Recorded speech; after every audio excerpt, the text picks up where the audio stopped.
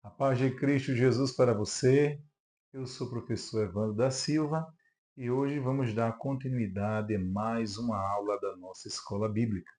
Nós estamos estudando as lições do quarto trimestre desta lição da CPAD que tem o título Corpo, Alma e Espírito, a restauração integral do ser humano para chegar à estatura completa de Cristo. E hoje nós vamos para a lição de número 5, que tem como tema a alma, a natureza imaterial do ser humano. Quero lhe convidar para iniciarmos esse trabalho com uma oração, tá certo?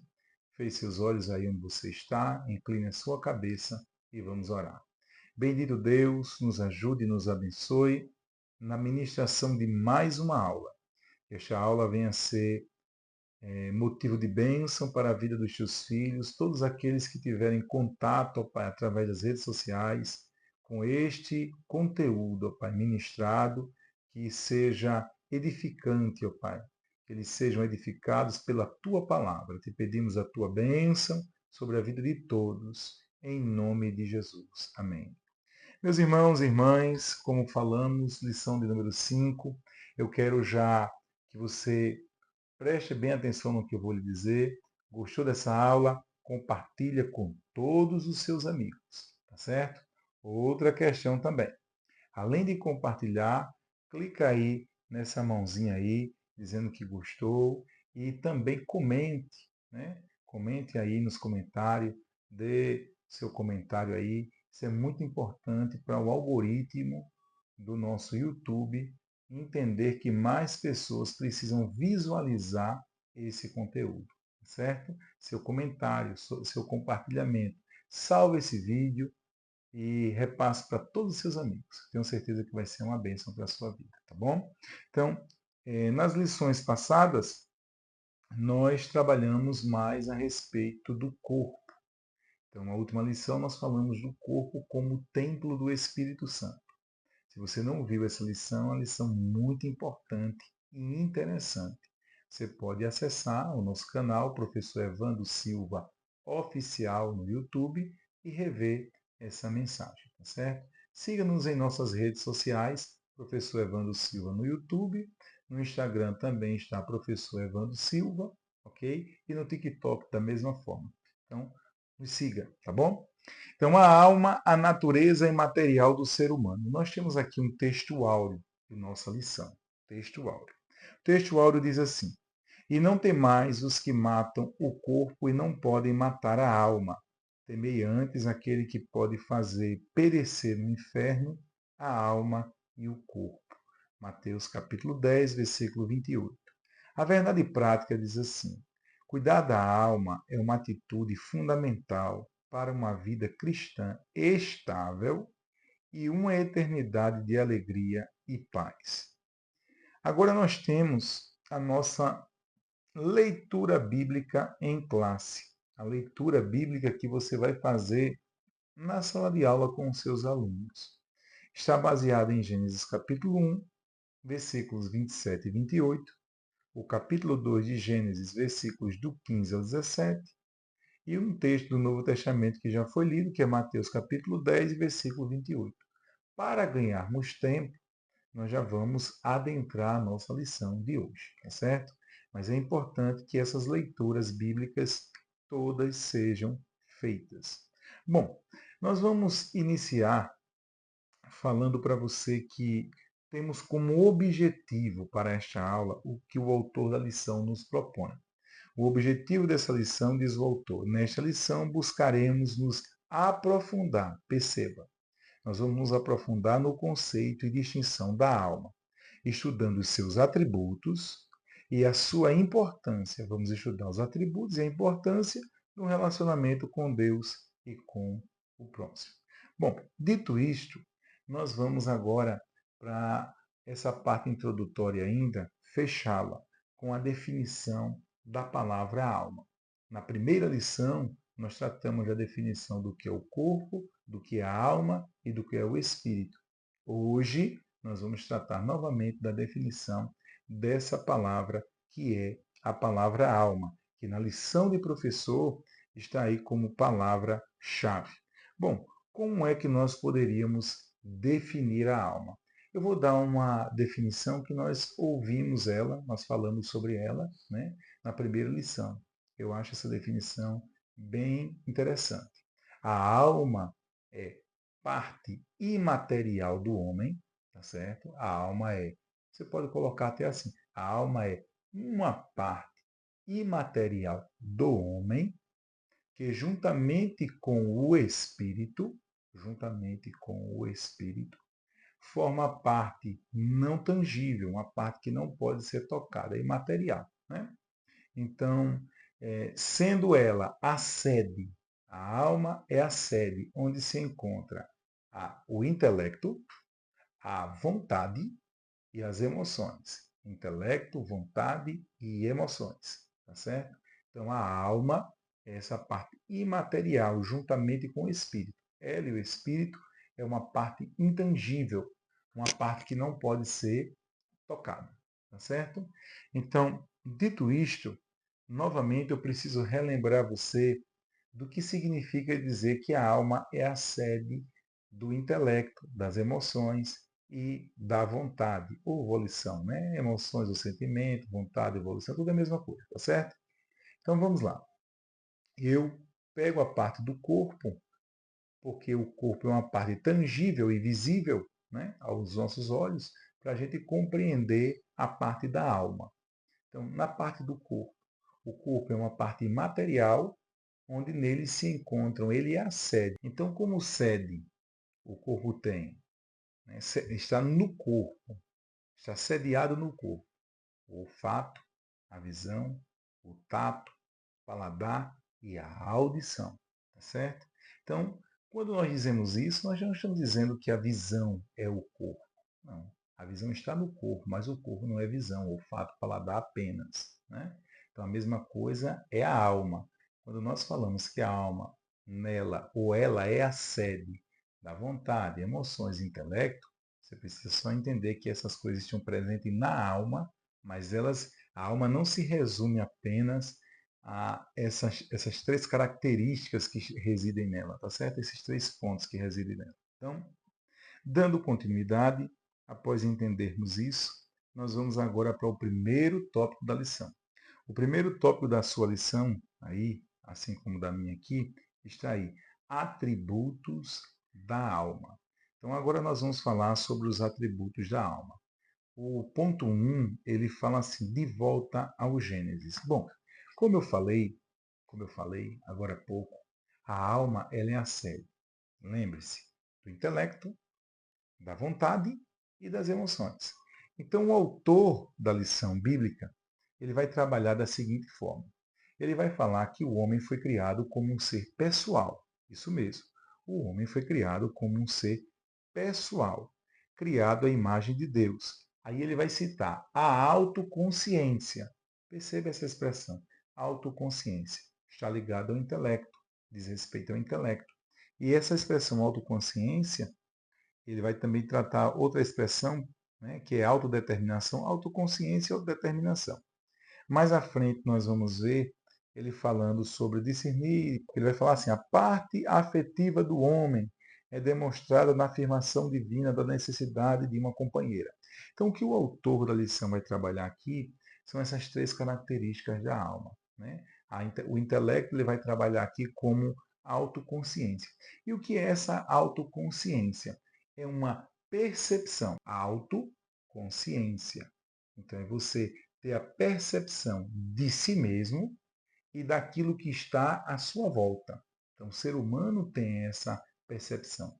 Ele não tem a percepção só daquilo que ele vê à sua volta, mas ele tem a percepção de si mesmo também.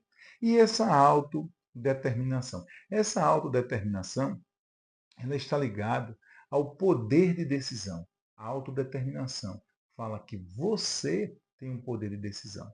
Você é uma criatura moral capaz de decidir entre o certo e o errado, entre o que agrada a Deus e o que desagrada a Deus, entre o caminho estreito e o caminho largo que disse Jesus, entre optar pela porta estreita ou a larga e sabendo também que todas as suas escolhas vão ter um final, né, para cada uma delas. Aqui, se você fez uma boa escolha, você optou, por exemplo, pela porta estreita, que é a melhor escolha, então o final dela é vida eterna, disse Jesus. Se você optou pela porta larga e o caminho largo, o final dele é a perdição eterna, tá certo? Então veja, nós temos então a autoconsciência, que é essa percepção de si mesmo e daquilo que está à sua volta. Nós temos nesse tópico, o tópico ainda é o primeiro, tá? A autodeterminação, que é esse poder de você decidir, né? Poder de decisão. E por último, essa parte afetiva aqui, que é o conhecimento emocional. O que é esse conhecimento emocional? Não está escrito aqui na lição conhecimento emocional, mas eu estou colocando aqui, tá? Essa parte afetiva é um conhecimento emocional. Você vai conhecer as suas emoções, tá certo? E você também vai ter conhecimento das emoções que lhe circundam, né? Tanto para você expressar o que você sente para alguém, quanto para você receber de alguém alguma expressão, tá? Dos sentimentos que alguém transpassar para você, tá? Então veja só, esse é o ponto 1. Então no ponto 1, lembrando, eu coloquei aqui 3 palavras, 2 estão na lição e eu acrescentei na verdade uma terceira, que é a autoconsciência, a autodeterminação e o conhecimento emocional. Tudo bem? Agora nós vamos trabalhar o ponto 2 da nossa lição. O ponto 2 diz assim: entre o espírito e o corpo. Ok? Então, nesse ponto 2, o que é que o autor da lição ele vai trabalhar aqui? Ele vai dizer que a alma do homem é a sua personalidade ou seu distintivo pessoal. Ou seja, o autor da lição vai trabalhar a alma humana como o centro do eu. Isso mesmo, o centro do eu. Por que ele colocou aqui no tópico 2, por exemplo, entre o espírito e o corpo?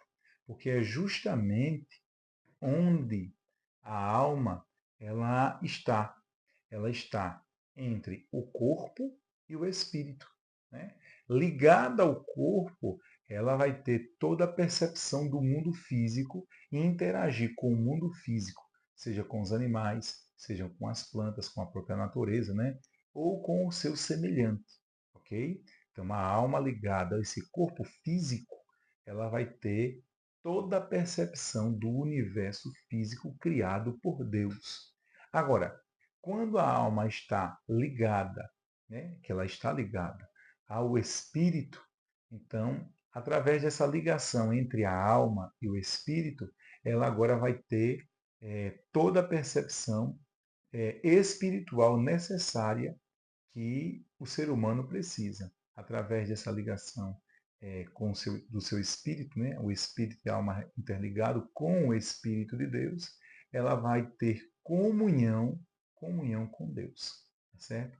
Isso é algo muito importante. Veja, o espírito humano, sem a morada, a residência do Espírito Santo em nós, ele está morto. Ele não ele não tem nenhuma percepção, a alma não vai ter, através dele, não vai ter nenhuma percepção das coisas espirituais de Deus. Mas uma vez que o Espírito Santo passa a habitar no crente, na pessoa que se entregou a Cristo, então essa alma, através do seu espírito que está em contato com o Espírito Santo, o que nós vimos na aula passada, né, Romanos 8:16, que Paulo diz que o Espírito de Deus se comunica com o nosso espírito, dando testemunho que nós somos filhos de Deus, testificando desta obra. Então, a partir daí, a alma humana ela vai ter a percepção daquilo que é espiritual. Bom, então esse ponto 2, eu espero que fique bem claro para você porque é algo muito importante. Então veja, essa alma humana, o intelecto, né, que está nela, a vontade e as emoções que estão nela, vai se relacionar no mundo físico através de quê? Do corpo. Vai se relacionar com Deus através de quê? Através dessa comunhão entre o nosso espírito e o Espírito de Deus. Ela está interligada, ela está aí nesse meio. Então, eu preciso que você agora se aperceba do seguinte: essa alma humana, ela não é desassociada do espírito. Nós falamos isso na primeira aula. A alma humana está conectada ao espírito humano. E isso vai distinguir o ser humano do animal. Os animais não possuem espírito. A alma do animal, quando o animal morre, a alma dele logo se desvanece, morre com ele. Já a alma humana, quando o ser humano ele parte dessa terra, né? Quando o corpo tomba a terra fria, o que acontece com a alma humana? Ela sobrevive à morte física. E por que ela sobrevive à morte física? Porque o espírito que está ligado a ela a faz vivenciar o mundo espiritual, dar vida a ela. Então, logo, ela não morre, tá certo? Ela permanece viva através do espírito. O espírito é a vida da alma, tá? E essa parte material é a vida do corpo. Dito isto, é importante também saber o seguinte: o ponto 3 da nossa lição agora, ele vai tratar sobre a alma abatida. E aqui eu preciso que você relembre da primeira aula. O que foi que eu falei na primeira aula? Nós falamos o seguinte, que o ser humano, ele é um composto de três partes: corpo, alma e espírito. E isto daqui, corpo, alma e espírito juntos, formam o ser humano. O ser humano não é uma alma. O ser humano não é um corpo. O ser humano não é um espírito. Um espírito, Deus é espírito. Tudo bem. Os anjos são seres espirituais. Mas o ser humano é uma composição de três partes. Para existir ser humano, eu já repeti isso 2 vezes em aulas anteriores, tá certo? Para existir ser humano, precisa-se ter um corpo, uma alma e um espírito. Então, quando o autor da lição vai tratar agora no ponto 3 sobre a alma abatida, o que é que você e eu precisamos entender? Que essas três partes estão interligadas. Isso mesmo.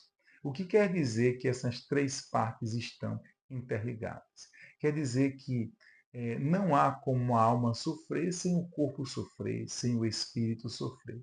Não há como a carne sofrer sem o corpo, sem a alma sofrer ou sem o espírito sofrer. Não. Quando sofre, sofre o ser humano. O ser humano é o todo, tá certo? O sofrimento abarca o todo. Então, por exemplo, vamos melhorar isso, tornando isso mais didático e mais claro para a gente. Imagine a seguinte situação. O José sofreu uma queimadura no corpo, uma queimadura de 2º grau. Ora, isso vai incomodar demais, dói demais, né? Isso causa febre, causa meio mundo de problemas, não só físico, mas psicológico também. O José não vai conseguir mais pensar direito, raciocinar. A dor vai inibir também e causar sensações ruins, não só para o seu corpo, mas para a sua alma também. O indivíduo que descobre que ele está com um problema de saúde grave abate a sua alma. Você vai ver o salmista Davi, nos Salmos, aqui no tópico 3, o autor da lição vai falar do Salmo 42. Você tem o Salmo 5 e outros salmos em que o salmista está doente e a alma dele está como? Abatida. Abatida. Por que está abatida? Porque a enfermidade, embora no corpo, ora, o corpo é uma parte do todo. Então, essa parte está interligada com as outras partes. Vamos agora pensar da seguinte forma: a alma humana. Alguém que está sofrendo com depressão. Alguém que está sofrendo com crise de ansiedade profundas. Tá certo? Então, essa pessoa que está sofrendo com esses problemas psicológicos da psique. Psique é a alma, faz parte da alma. Psique, né? É a alma humana, da mente. Tá certo? Então, o termo alma, a gente viu que ele no grego é psique. Tá certo? Então, veja só. Uma pessoa que está sofrendo com esses problemas, não é só algo interior que está sofrendo, é o indivíduo por inteiro. Ora, se a alma está abatida, o corpo também está abatido. E o espírito também está abatido. Veja, se eu estou com a minha alma abatida, Logo, as minhas expressões faciais vão demonstrar que eu estou abatido.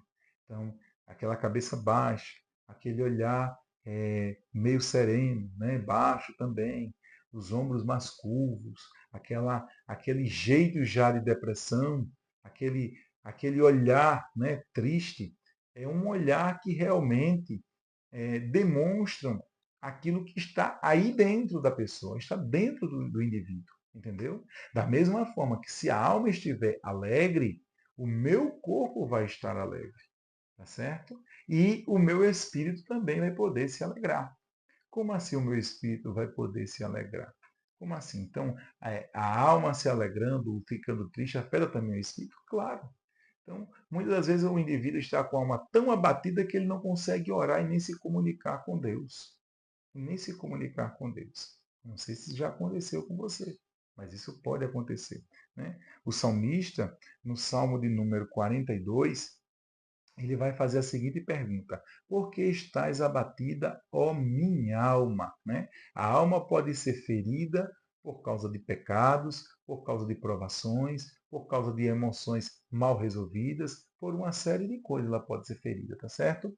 Então, uma doença física, algum problema espiritual pode abater a alma. Lembre-se, abatendo um, abate o todo, porque o ser humano é um todo. Bom, dito isto, nós vamos agora para um outro ponto, tá certo? Um outro ponto. Qual é o outro ponto?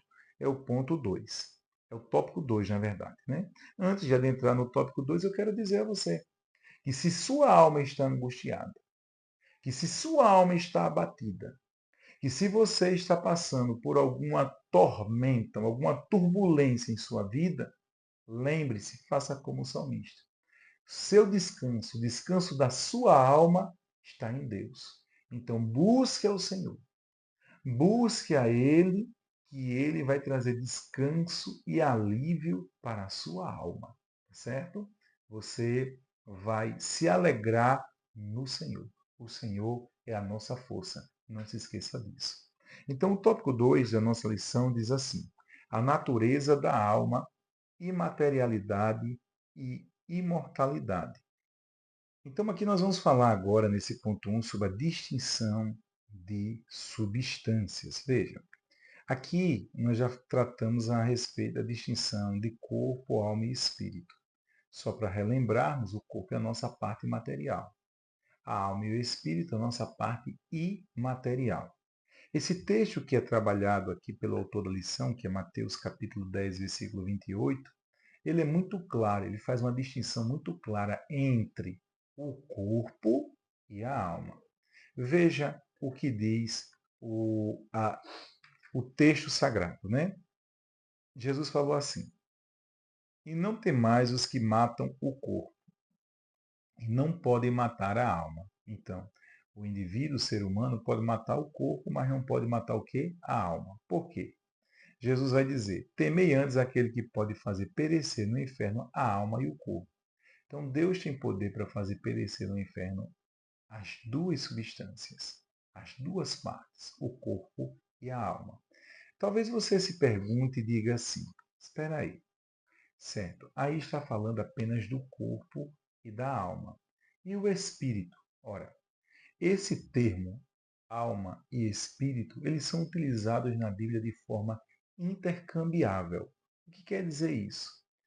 Muitas das vezes, para se tratar da parte imaterial do homem, né, a gente utiliza a palavra espírito, outras vezes a palavra alma.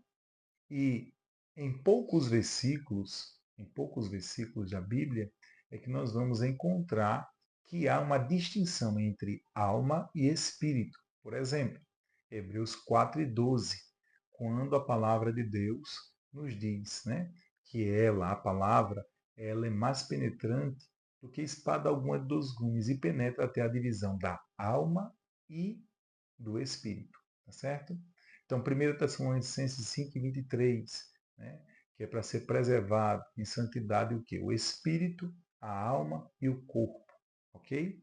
Então, algumas vezes você vai ver, como o autor da lição bem coloca aqui, um texto como Eclesiastes 12:7, que diz o quê?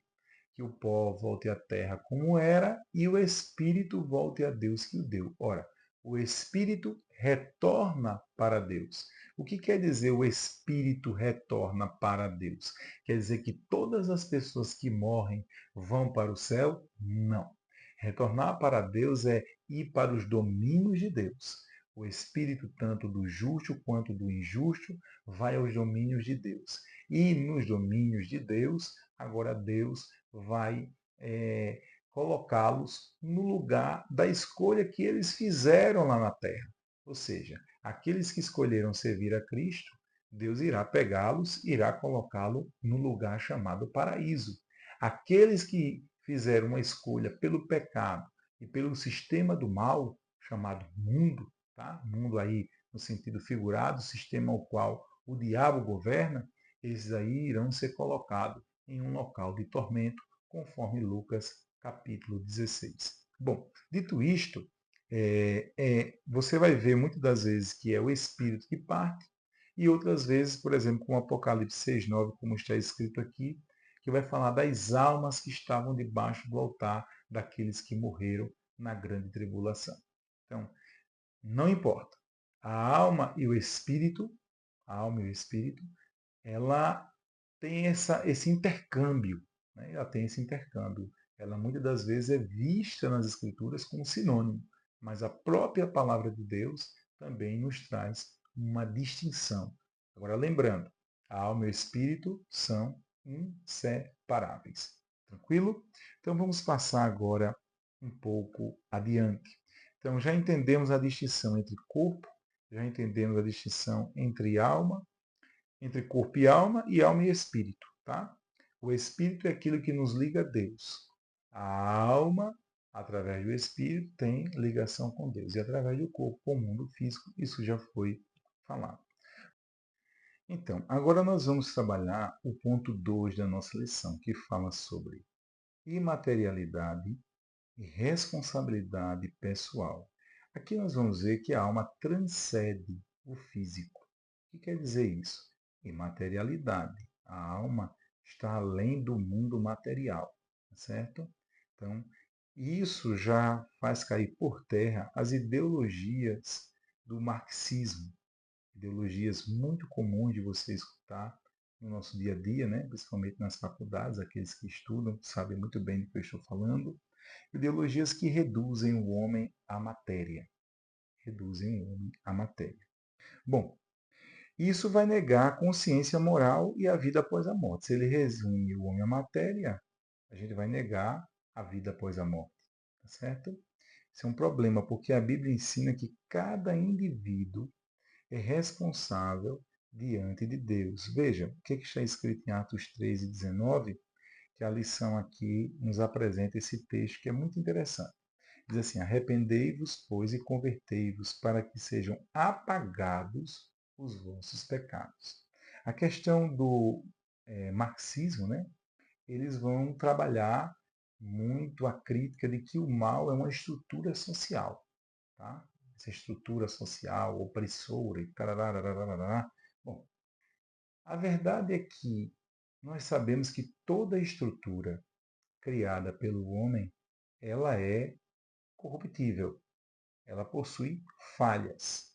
Toda estrutura criada, veja, pelo homem. Então, tudo parte do homem.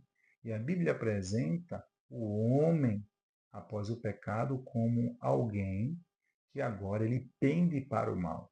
Ele pende para as coisas erradas. É uma balança, e nessa balança não há justiça nela. Há um peso muito grande para fazer aquilo que é errado. De maneira que eu e você somos mais fáceis de fazer uma coisa errada do que uma coisa boa. Tá? Praticar o erro e praticar o mal é uma coisa que a nossa natureza ela está inclinada a fazer. Enquanto para fazer atos de justiça, atos que visem glorificar o nome de Deus, vai exigir um esforço maior. Bom, dito isso, eu quero lembrar a frase de Jean-Jacques Rousseau, que ele diz assim: o homem nasce bom, a sociedade o corrompe. Bom, Essa frase, na verdade, ela se contradiz, ela se auto-extermina. Aí você pergunta, como assim? Bom, se eu digo que o homem nasce bom e a sociedade o corrompe, eu estou falando aqui de um aspecto histórico, analisando essa frase de um aspecto histórico, analisando a história. Né? Se eu digo que o homem nasce bom e a sociedade o corrompe, quem veio primeiro? O homem ou a sociedade? Ora, o que é a sociedade? A sociedade já é formada por homens, então o homem veio primeiro do que a sociedade. Então, quem corrompeu quem? Não tem como o homem nascer bom e a sociedade o corromper. Né? Na verdade, o homem trouxe a corrupção para a sociedade. Tá certo? Então, essa frase sendo analisada de modo histórico, não estou falando de outros viés, mas estou falando de um aspecto histórico, ela é uma frase autodestrutiva. Tá certo? Então, o que é que diz, por exemplo, lá, desculpa, Romanos 5:12? Romanos 5:12 diz assim, que por um homem entrou o pecado no mundo. Por um homem entrou o pecado no mundo. E pelo pecado, a morte passou a todos os homens. Tá certo? Então, todos os homens agora são seres corruptíveis, mortais, através do pecado de um único homem, Adão. Adão se corrompeu e, como nós herdamos de Adão essa natureza, a genética de Adão, então herdamos dele o pecado, herdamos também a corrupção. Agora nós vamos para o ponto 3, que ainda dá sequência a essa questão de materialismo. Antes de adentrarmos ao ponto 3, veja que o tema do tópico 2 é imaterialidade e responsabilidade pessoal. Imaterialidade e responsabilidade pessoal. Imaterialidade porque a alma não é material. Tá? Responsabilidade social, porque o marxismo ele coloca a conta de todo o mal em estruturas sociais. Tá? Em estruturas sociais. Todavia, nós sabemos que não é apenas o sistema social ao qual o indivíduo está inserido, seja ele socialismo, comunismo ou mesmo capitalismo, todos esses sistemas são falhos, tá certo? São falhos. Na verdade, o homem ele tem responsabilidade como indivíduo, tá certo? Como indivíduo. E ele transcende, ele não só é físico, mas ele transcende o mundo físico porque ele também é uma alma e um espírito que precisam também prestar contas a Deus. Então, agora no ponto 3, nós temos materialismo e teologia. Né? Materialismo e teologia. O autor da lição diz assim: a visão materialista da natureza humana vai além das questões político-ideológicas. Afeta também a teologia, é verdade. Principalmente quanto à missão da igreja. A ortopraxia, isto é, a prática correta. Então aqui ele vai trazer o exemplo do catolicismo, com a teologia da libertação, e no meio protestante ele vai trazer a teologia da missão integral. E ele vai dizer assim: ambas se alimentam de concepções socioeconômicas e políticas comuns ao marxismo. Verdade. Essas duas correntes, seja do lado do catolicismo, a teologia da libertação, ou do lado do protestantismo, a teologia da missão integral, elas vão beber de fontes marxistas, tá? De fontes que têm um olhar materialista. E isso é muito perigoso, ok? Isso é muito perigoso. São tendências que trazem prejuízos à fé cristã. Prejuízos à fé cristã. Agora sim, eu quero ler um texto para você. Isso aqui é o autor da lição. Que diz assim: toda negação da condição pecaminosa do homem é ateísmo prático. Aí, Lamentações 3 e versículo 39. Eu vou ler para você. Versículo 39 diz assim: de que se queixa, pois, o homem vivente? Queixe-se cada um dos seus pecados. Tá bom? Então, nas escrituras sagradas nós temos esse texto aqui. Então a alma ela encontra sentido e cura apenas em Cristo, a alma humana. não é em estruturas sociais. Estruturas sociais podem melhorar o nosso viver aqui na Terra, mas a nossa alma só descansa de fato em Jesus Cristo. Vamos agora para o nosso tópico 3 da lição, tá certo? O tópico 3, que fala sobre a alma renovada e submissa a Deus. Tópico 3 da nossa lição, alma renovada e submissa a Deus. Então vamos lá. O ponto 1 fala sobre edificação e saúde. Aqui nesse ponto, edificação e saúde, nós vamos ver que a alma ela precisa se voltar ou estar envolvida com coisas que edificam para que a saúde nossa, a nossa saúde, a saúde do indivíduo, esteja em perfeitas condições. Então, por exemplo, nós temos aqui a citação do autor aqui da lição de 1 Pedro, capítulo 5, versículo 7. É um texto conhecido que diz assim: lançando sobre ele, sobre Jesus, toda a vossa ansiedade, porque ele tem cuidado de vós. Então, através da oração, a prática da oração é muito importante.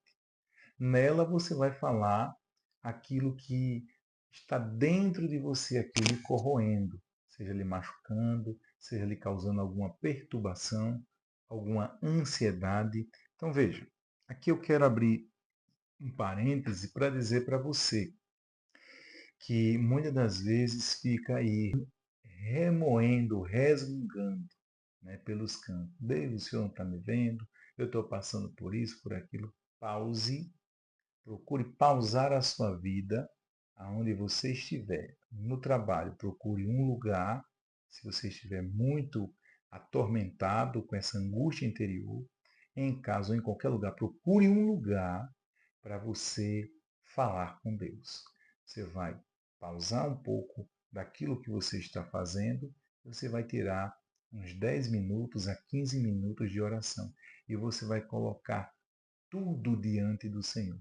Lançar sobre Ele toda a vossa ansiedade.